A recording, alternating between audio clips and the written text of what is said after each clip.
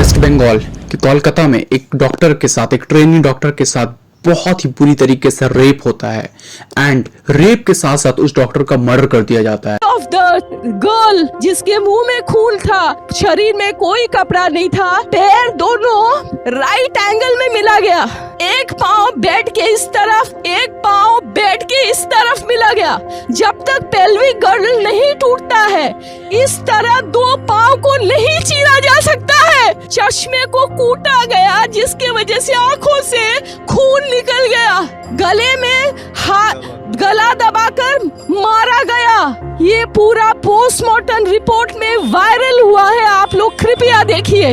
I promise you that not a grain of the words I utter today is a lie. तो बलात्कारी संजय रॉय जो कि बहुत ही ज्यादा नशे की हालत में एंड बहुत ही ज्यादा पॉर्न से एडिक्टेड होने की वजह से उसने उस ट्रेनी डॉक्टर के साथ बहुत ही बुरी तरीके से रेप कर दिया एंड इस तरीके से वो इतना ही ज्यादा हैवान हो चुका था। संजय रॉय ने डॉक्टर के चश्मे को अपने हाथ से मारकर उसका गिलास तोड़ दिया एंड वो गिलास उस डॉक्टर के आंखों में चला गया जिससे पूरे आंख में ब्लीडिंग होने लगी। एंड वो रेपिस्ट इतना ही ज्यादा पोर्नोग्राफी का एडिक्टेड था कि वो बिल्कुल जानवरों की तरह हो चुका था, क्योंकि उस ट्रेनिंग डॉक्टर का जब पोस्टमार्टम का रिपोर्ट आता है तो उसमें इतनी सारी चीजें दिखाई देती है कि आप उस चीज को सोच भी नहीं सकते। उस चीज को सोचकर आपके रोंगटे खड़े हो जाएंगे। उनकी बेली की हड्डी, बैकबोन जो होता है, उसके नीचे वाला पार्ट टूट चुका था एंड उनके आंखों से खून बह रहा था एंड इतना ज्यादा वो पागल हो चुका था रेपिस्ट कि उन्होंने उसके गले को बहुत ही जोर से दबा दिया था। एंड पोस्टमार्टम की रिपोर्ट ये कहती है कि उस ट्रेनी डॉक्टर की मौत गला दबा देने की वजह से हुई एंड इतनी बुरी तरीके से उस रेपिस्ट ने, उस बलात्कारी ने एक ट्रेनी डॉक्टर का, भाई उस डॉक्टर का जो डॉक्टर लोगों की जान बचाता है, इतना ज्यादा एडिक्टेड, इतना ज्यादा पागल हो चुका था वो क्रिमिनल। भाई ये लोग पागल हैं, बिलीव मी। इन लोगों को ना, जैसे पागल कुत्ते को इंसान मार देता है ना, उसी तरीके से इन लोगों को भी इतना ही ज्यादा वो हैवान हो चुका था कि उसने उस डॉक्टर के रिंग फिंगर को तोड़ दिया। Can you believe it? एक उंगली को तोड़ देना, समझ सकते हो तुम तरीके से वो लेडी डॉक्टर पेन में होगी, क्या दर्द सह रही होगी, जिसके आंख में चश्मा टूट के चल गया हो, जिसका उंगली तोड़ दिया जाए, जिसको बहुत ही बुरी तरीके से भाई कांप जाओगे, सच में रेप कर दिया जाए इस खतरनाक हैवान टाइप। क्या बोलूं भाई, मुझे वर्ड्स नहीं मिल रहे हैं, बिलीव मी। एंड हम लोगों को इसके खिलाफ अपनी आवाज उठानी है, चाहे जैसे भी हो सके।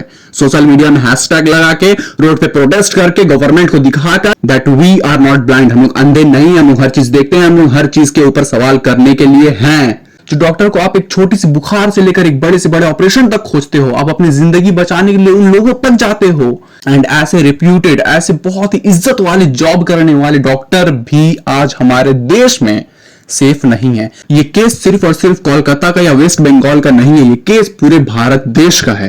एंड इसमें एक चीज अभी भी हिडन है कि क्योंकि कुछ डॉक्टर्स को ऐसा लगता है कि संजय रॉय ने अकेले उस डॉक्टर का रेप नहीं किया, क्योंकि हर इंसान का एक पावर होता है, एक हेल्थ होता है, जिससे इंसान अंदाजा लगा सकता है कि क्या एक आदमी इसको काबू कर सकता है। इस वजह से कुछ डॉक्टर्स का मानना है कि संजय रॉय ने किसी और के साथ मिलकर मे बी गैंग रेप किया है। तो ये चीज अभी तो क्लियर नहीं है, लेकिन ये टाइम के साथ क्लियर हो जाएगी। लेकिन अभी जो क्रिमिनल पकड़ा गया है संजय रॉय, उसको कड़ी से कड़ी सजा दी जाए एंड सबसे पहले तो पूछताछ में उससे सारा निकलवाया जाए कि बेंचो के आखिर कौन था तुम्हारे साथ, और कोई था नहीं था। बहुत ही स्ट्रिक्टली तरीके से इस चीज को पता किया जाए।